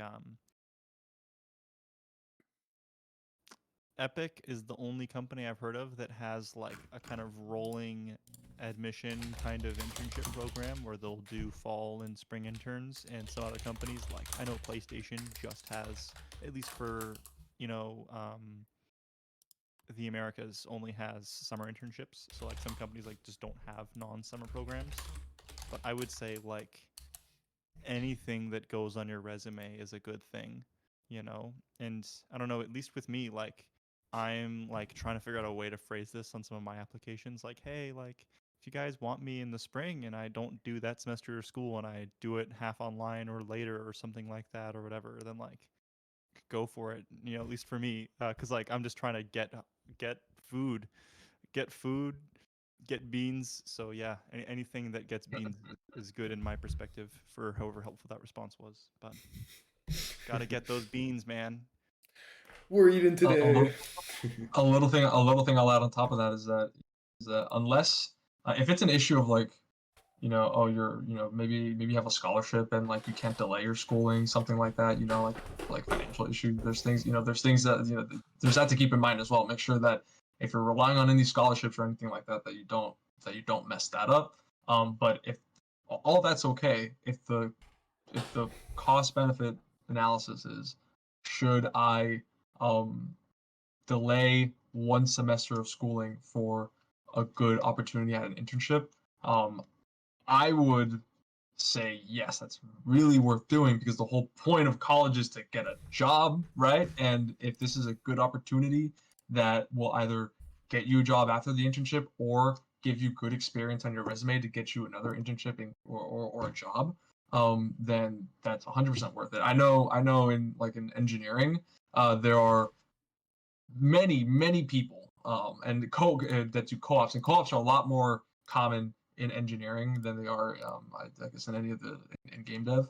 But people will do like co-ops in like the spring or something like that, and they'll like work as an intern at a company for like that entire semester. And it's very common to see like a 5th year engineering student because they've done co-ops in the past, and they're finishing up now, but because they did that co-op, then they're in a much better position to get a job after they graduate. So To clarify, by the way, I think co-op, and I might be wrong on this, I think co-op is like just another word for like having a fall internship that's like a part-time thing, right? Am I do you know anything about that, Alec? Yeah, co-ops right? That's what it is, co-op right? is basically co-op is basically an internship, but you do it outside of the summer, and they'll typically be longer too. Like summer internships will be like 12 weeks, co-ops can be like 16 weeks. It's a lot easier. Like you're gonna have a much easier time finding internships when you look up the word co-op for fall and spring. Like that is the that's what they call them. So Gabby. I did not know that. Thank you. It's very popular with in Canada. In Canada, like a lot of people do co-ops because they're like there's colleges work different. Interesting. They're mostly like quarters in Canada. There's a lot of schools in the U.S. that do a quarter system instead of a semester system. Wow. In Canada, like at EA, there's a lot of Canadian EA, and that's where like I found out about that. Wow. Okay, let's hit Ashley's question. So, Ashley asks, I'm an art major, not graphic design, interested in an internship that combines art and game-related elements, but I'm concerned that I might be at a disadvantage because my major is fine arts. I'm also unsure about the specific role I want, but do you guys have any suggestions to make me more appealing to potential employers? Additionally, what roles would you recommend for someone with my interests, which is more like illustration and then game stuff? Interesting. Combines art and game related elements, good at illustration. Yeah, I hate that we don't have like pure artists with internships. I don't really feel like I know any artists with internships. I just don't. I know people from EA at UF had internships in GDA. Man, I can try to connect you, Ashley, with someone with maybe someone from EA that I know that did art internships and can be a better person to ask a question to answer that question for you. Alec and I have a very similar background in terms of our game dev passion, which is technical art, and technical art is so broad. I don't want to take word Alec, you can talk about your summer internship, but it was like a lot of Python programming, right? It wasn't like too art heavy per se. Yeah, I think like I was reading this question, I was thinking about it, and like there was a 3D art intern that was in our group in San Diego on PlayStation. And like his portfolio that he applied with was like 3D assets that he had modeled and textured and rendered and lit and all that kind of stuff. Mm-hmm. And I would say like with games, it's a lot of 3D art, 3D animation, doing material stuff. And like if your sort of resume doesn't really fit that, or your skill set doesn't really fit like 3D art or sort of graphic design for UI stuff, then you're kind of inside of like, at least as far as I understand the art sort of world of games, you're kind of in like this valley where there's pretty much like just concept art. There's concept art, and then there's also like material sort of work, which is like like a lot of like painting onto surfaces and stuff. But generally, like that's sort of more part of like the 3D art pipeline. So yeah, I don't know. I am unsure about sort of how to handle that one. I would idea. say like, Go ahead. I'm sorry. Yeah, no worries. Really bad at interrupting. Yeah, I don't know. I think like at least with illustration, the only one I can think of is concept art, but that's like really competitive, and I don't really know how many internships are done for that field. But concept art is definitely victim to the AI world at this point as well. But that being said, 2D. So here's the deal. Like if you want to apply your illustration techniques, I'll try to pull up like an example of a 2D hand painted scene from ArtStation. There's a lot of artists that go from being like really beautiful 2D artists. They just have like an eye for art. It's not necessarily that they're just good at 2D art, right? If you're a good artist, you're a good artist. Usually that translates. Like, and what ends up happening is like you'll if you switch to learning some 3D things but applying hand painted styles to them, there's a market for that. There's very few people that have it in them to be able to create like beautiful hand painted worlds. So like here, I went on ArtStation and I looked up hand painted asset, and immediately I found this. I'll drop a screenshot of it for you, Ashley, and for the recording. This is like a beautiful, that's a 3D model that you're looking at there, but it looks like a painting because someone used something like Substance Painter to paint it by hand. So they have enough technical skills to model it, right? They didn't wait on someone else to model this for them. But their specialty, presumably, is hand painting. Oh my god. Oh my god. This person, wait, in 50 seconds? Oh, that's okay, Jesus. I was like, this person made this bottle from start to finish in Blender in what appears to be 3 minutes. Oh, that doesn't really help my point very well. But this is like some, cracked artist on ArtStation by the name of... That's just practice. It's practice. But this artist's entire thing is hand-painted models. And it looks like, I don't know where they've worked before, but they had their own studio. Oh, they contributed to some of the art for Crash Bandicoot. My bad. Oh, and Arcane. Okay, so like this person and Ruined King fan art and assets on the Epic Games Store. So I guess, so what I'm saying is this person, to give you like a sense of comparison, professional artist, right, that is able to hand paint and 3D model, and that's their whole thing, right? So it is like a bit of illustration skill, but it's also 3D modeling. So there's a little bit more, there's a technical element to it, because hand painted alone it's very hard to find a job like that. Like what Alex said, it puts you in a valley of like concept art.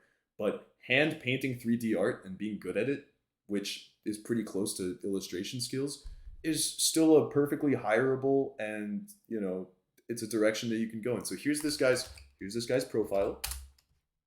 You can look around and look at, get an idea of what it means to look up hand painted.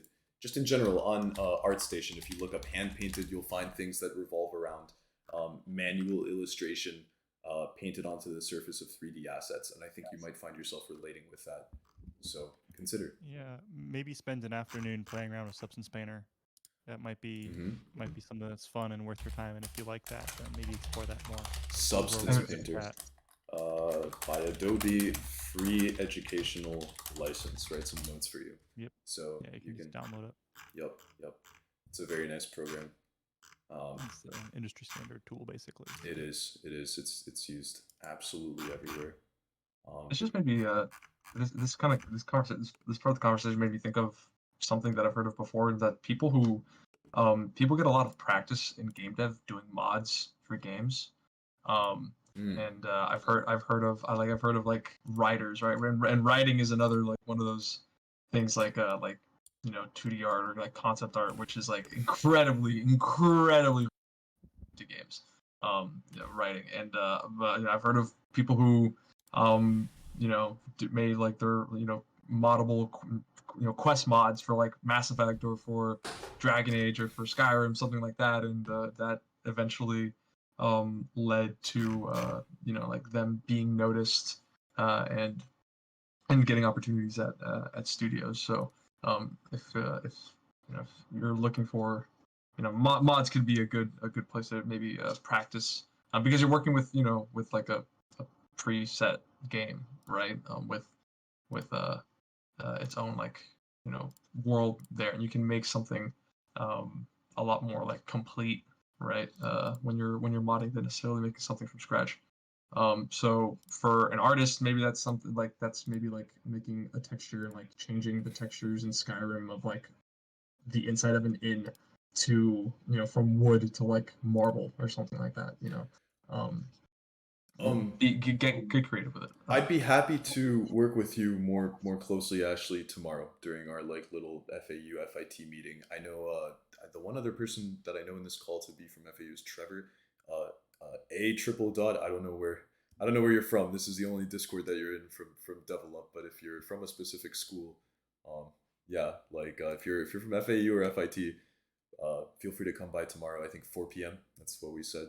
I know I didn't make an event for it, but yeah, we can definitely.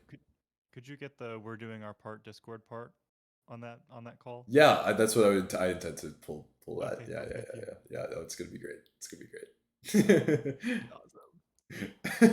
And all because of your hard work. I'll make some contributions to that. Sorry, to anyone that doesn't know what we're talking about, you'll find out soon enough.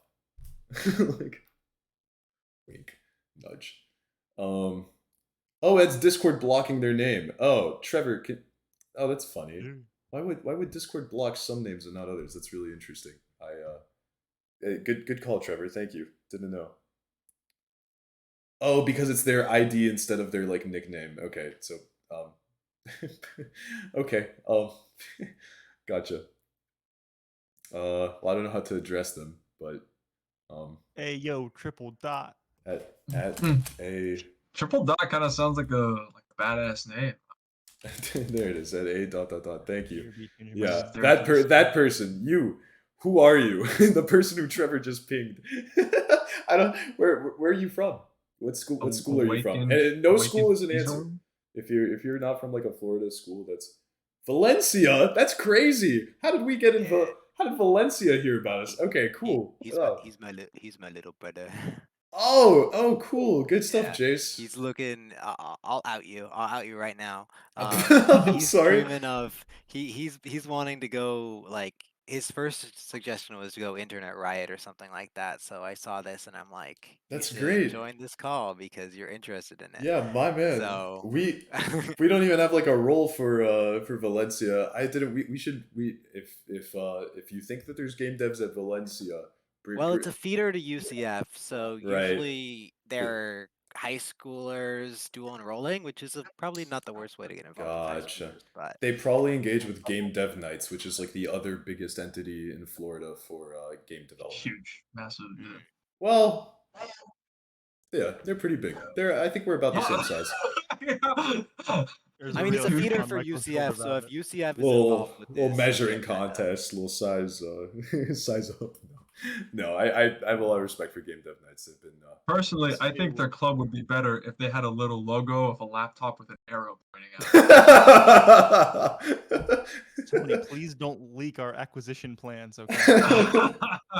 Dude, we're gonna be like Microsoft and Nintendo with Game Dev Nights. I feel it already. It would be really. We've got the inside job. We got the inside job. Terry the Berry. In a leaked email, Michael said, "Acquiring UCF would be the highlight of my career."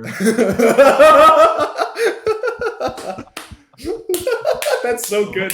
That's so good. Anyways, direct quote. Yeah. We've done game jams with them. We co-host a joint jam every year, so that's gonna happen in the spring. Trevor.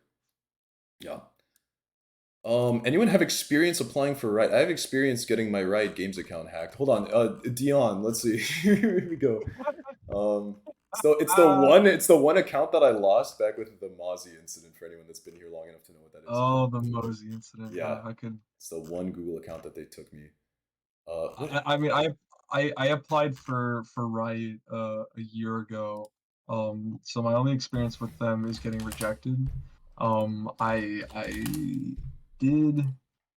was connected with someone who worked at Riot as a recruiter. So I don't know if he still works there. Dion asks about Leetcode in the application process for game programming. I had an ex that was a game programmer and applied to a lot of places, so I got to follow her process pretty closely. And So Epic Games had a technical interview. It was a take-home project that you had to do. You had like a week to do it.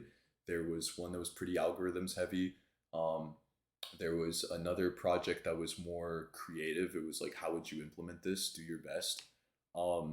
In terms, Blizzard did not have a Leetcode focused technical screening because it was for graphics programmer. So they gave me shader code to work with instead. And I can send you a copy of their technical interview if you DM me to do that after this call, if it's important to you. But yeah, it was like a shader toy thing where it was like, here's a world rendered in shader toy. Please add any of the following features. And it was like ambient occlusion, shadows, bloom, like all sorts of different, standard run-of-the-mill post-processing effects. I guess just screen space effects, but there was also world space effects. Roblox, if you're going into Roblox, not only Leetcode, but also an IQ test that was created by the consulting firm McKinsey, I believe. So that's a thing. Wait, an IQ test? Yes. Yeah. Created by McKinsey Yeah. for Roblox. Yeah, no, Roblox like bought it from them. It's actually, yeah, it's wild. funny. I'm not kidding. Like consulting They're not- firms. Yeah. I mean, PNG has a similar Yep. like aptitude test, and they have they have an aptitude test and a personality test. Most business related jobs are like, they're looking into like, are you like smart enough to just handle complex things and talk to people, like, because they're not. Jace has experience with the PNG aptitude test. I failed their culture, like the personality test. I was not a cultural fit for PNG. That's so funny. That's so funny. It's I could see the Family Guy thing with the colors. It's just like cultural. Like, sorry, Tony. Oh, really? Past the. I wouldn't fit in Ohio anyways. So. God forbid. God forbid. But, yeah, on Dion's question, did you have any more to add on that, Michael? Dion's question.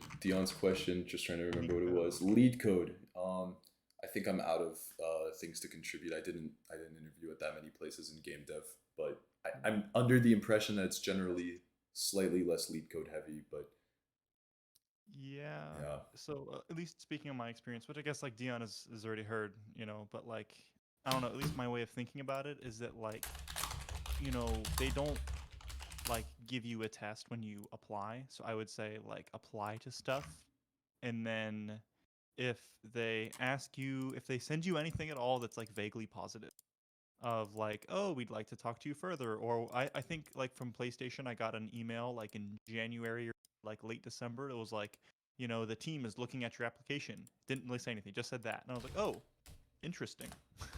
And then I got another email like a month before my interview, or like weeks before my interview, to schedule it. And at least for me, I applied and didn't really know exactly what they did and what kind of stuff they needed to do. And when I sort of got an email like, oh, you're going to get an interview, that's when I started practicing. And I would say like different companies might have different requirements. Like if it's like more software engineering, where it's like I have an emphasis on this language, and like most of the things that companies are going to want from you are pretty consistent, then yeah, I would say maybe practice that. But I would say don't let it get in the way of applying. And like if it was a case like me, like it was like, I applied to a bunch of different places doing much different things, but for PlayStation Visual Arts, it was Maya tools in Python. So when I knew I was getting that interview, I spent a bunch of time learning how to make Maya tools in Python. That was like all the snowman stuff that I put on the show off channel. Like I made that to practice for that interview. And I like just in the middle of the interview randomly asked them if I could screen share, and showed them the little tool that I made to show them how much like effort I put into it. I was like, please give me job, So I don't know. I would say like, do practice like that when you're gonna talk to them, would be my advice. But I don't really know Leetcode very well. I've never done it before. But interesting. That's my thinking. I'm reading Reddit response, and it looks like people vaguely unanimously say that a Leetcode is common in even game dev interviews. But in my experience, it's more like take home open ended stuff than like a timed hacker rank where you have like 120 minutes and it's proctored. In my experience, just over my ex's shoulder. Yeah. I wanted to point out in the chat.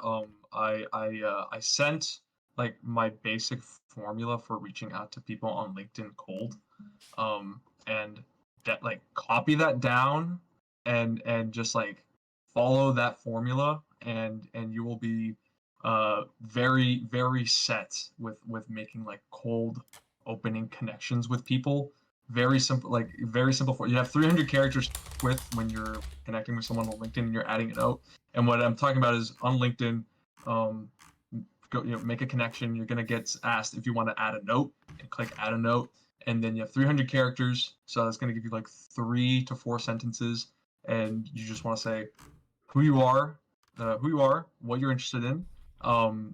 Establish like and lead with any connection you may have with them. So if they're a UF alum and you're a UF student, or they're an FSU alum and you're an FSU student, say, put that in there.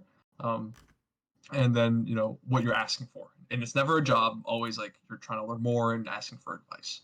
And then you thank them, and then hopefully something happens, right? And so hopefully they'll respond. Like, this is when like numbers do matter.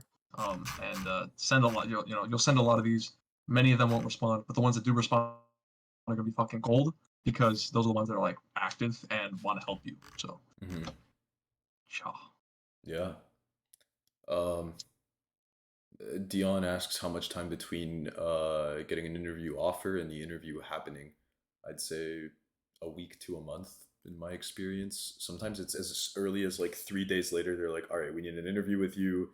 Not 3 days. They're like, but you can schedule it in 3 days, but they give you like a week to pick a time or something. Yeah, like they usually let you schedule it. And I just looked at my email for PlayStation, and I got an email on like January 9th that they would like to have an interview with me, and we scheduled for January 19th or something like that.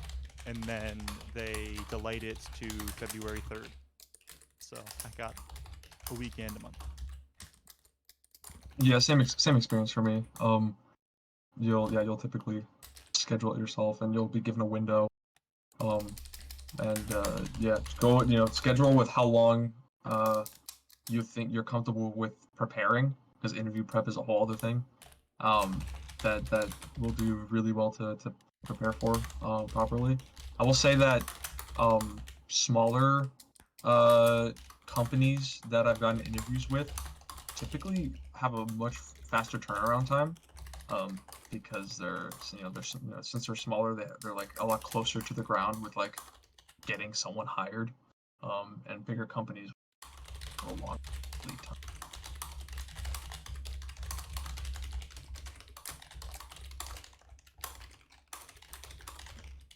Is the next question Trevor's most recent question? If so, I think I can handle that one. I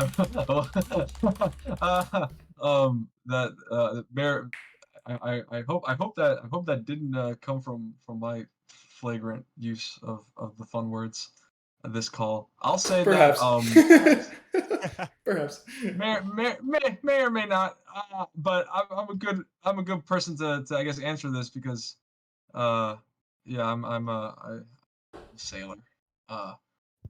It really just depends. Like it's not something you ask. It's just something that you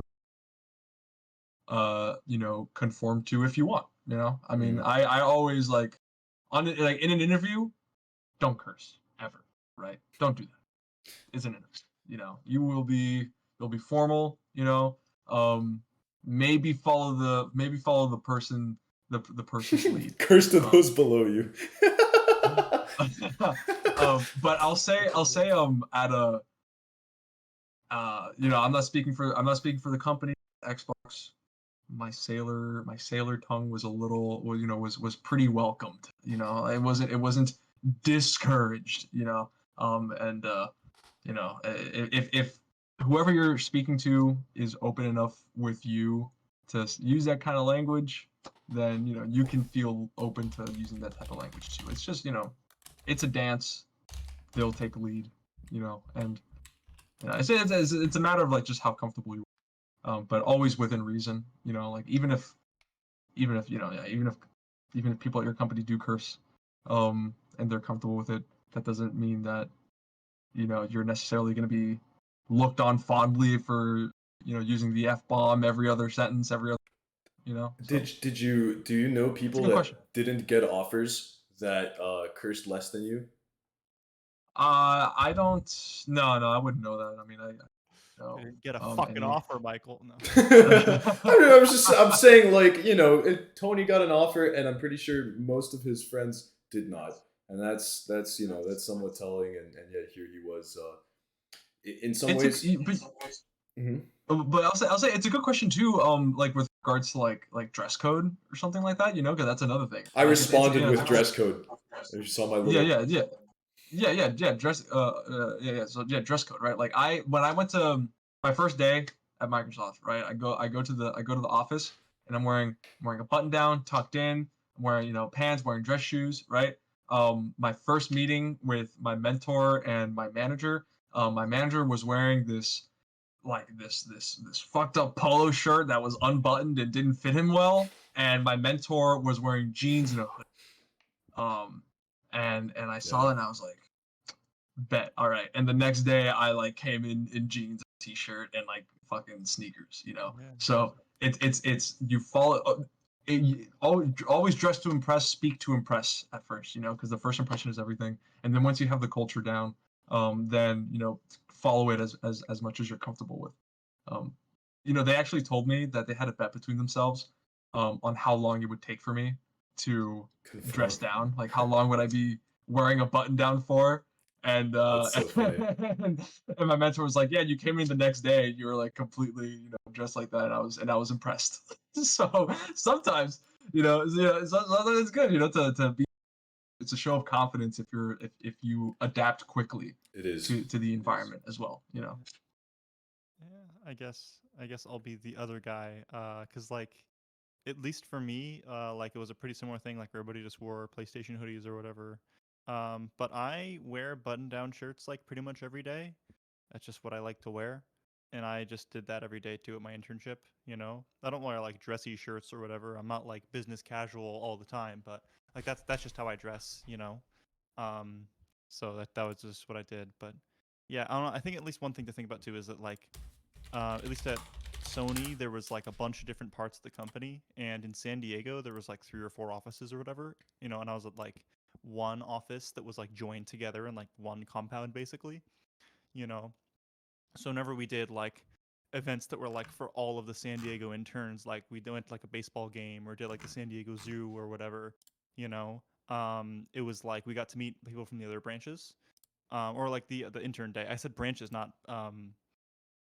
parts of the company, other offices, whatever. You know, for that, it was like different parts of the company had like different cultures, sort of like different like little subcultures. Like, so one thing that I remember was like there was one guy, one other intern that like lunch with us or whatever, and he was saying like, "Oh man, I've been worried that my team's gonna figure out that I don't own a PS5," and I was like, "What? Like, why would they care?" And he's like, "Oh man, but I don't own a PS5, and they're just gonna rag on me, man, because like they're all super passionate about the games." And like my team that I worked for, they were like literally in the interview, that like 2 of the people who I was interviewing, like, yeah, we're not really gamers, you know, but like they work for a games company, like they were managing a department at a games company, Mm. so it's just like different parts of the company have different cultures and will wear different things and will talk in different ways. And I would say just be you is my advice, but also like, if everybody's going in one direction, then it doesn't hurt to be a comrade, So, yeah. I to go in the so I think perhaps a big part of Tony's success with like becoming closer with his manager and building that relationship was because he showed that he could adapt very quickly. But on the flip side, my experience was that I maintained this like not a button down, but like a nice polo and nice dress pants and shoes on the daily, and I try to keep myself in like the top percentile like of dress in the office. And I do think that that was not necessary for interns. Generally, interns don't necessarily like they didn't dress that hard. But in doing that, I think it helped build up this I think it helped differentiate me a bit. I tried to put on this like baller, like I'm doing really well kind of attitude, and and I feel like I had the performance to go with it. Like my intern team ended up being like I was in the top 1 or 2 out of like 70, and it felt really good. And I think having the dress code that stood out, that was different than everyone else in the office, went with that for me. So it was part of my image. I liked wearing something that looked a little better than even like some of the people that would come in, and it was like, yep, maybe if someone's talking like, is that the intern that pushed to production in the first week? Is that him? He's the well dressed one that walks around. He's the one. Like that's kind of yeah, exactly. It's like it's part of the image. Is she? but that's like you create your image, so it's part of your image, and you get brownie points, and you can like trade them off, right? So if you have great productivity and you have a great like relationship with people, and you have the baller results to show, then like you're allowed to curse a little. If you're not doing that well, you better try to compensate with some professionalism. Like if you're doing well, it gives you the right to act how you want, dress how you want, etc. Whether that's too good or too bad. My God, Becky, look at that polo shirt. Because at the end of the day, I felt like my performance metrics were just like so incredibly good that I could do whatever I wanted. That's kind of the attitude I tried to bring. I'm tooting my horn. I don't want to sound that bad. I'm sorry. Well, so I was also in like the 2 most like fit interns were my roommates, and we were all in this like one of them was recognized as just being like the kid that lifts. He was the intern that lifts, and I was also kind of like we were. I don't know. I felt the need to like compete with him. Like it's just funny. The 3 of us, the 3 most like gym going interns, were together. So we were all like, This is part. This is like now going to like a whole like personal brand, right? Conversation. Yeah. And yeah, just be aware that everything that you do it does give off some sort of impression. And like if you're doing it intentionally, and you want to build a certain brand for yourself, go for it. You want to be the guy that dresses up. You want to be the guy that lifts. You want to be the guy that, I don't know, eats out an apple every day. Loudly. Maybe not chewing too obsessive. Too loudly perhaps. Just I will say that like avoid sweatpants, right? Like don't, probably not sweatpants. There are people that would come in that would at the office that like would come in like sweatpants that had like holes in them and like oversized hoodies that it looked like sleepwear, right? And I was like, man, I don't know about that. But this specific person that I'm mentioning did get a return offer, so it's not Yeah, I mean, I just oh, sorry, did I cut over you? go ahead. No, go ahead. Oh yeah. I guess something to caveat what all of us are saying is that like, we're all white dudes, and we're all pretty competitive it seems. And company culture is a very more complex thing than just that. So like, you also don't have to be like the personal brand, clean dressed, buff, whatever person. And like, better workplaces have people who care about different things, and sometimes people don't care about how they come off to people as much. But if they do great work and they communicate well, then it's still really valuable to an organization. So if you're like listening to us talk about like how competitive and bro we are, and that's not your thing, don't take that as a strike against you. It's not. Yeah, This yeah. is just stuff that we as individuals care about. Yup. And like I also got made fun of by the other interns at one point. I remember because I remember now, like I came in wearing like a t-shirt, and someone was like, "Oh my god, you're not in your uniform."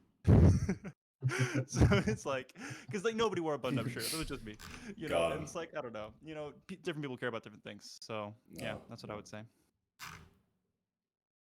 I think we're out of questions. We finally caught up with the queue, which I think is also a good time to end the meeting because it has been now about an hour 45. I had 2 hours since the recording started in exactly 10 seconds.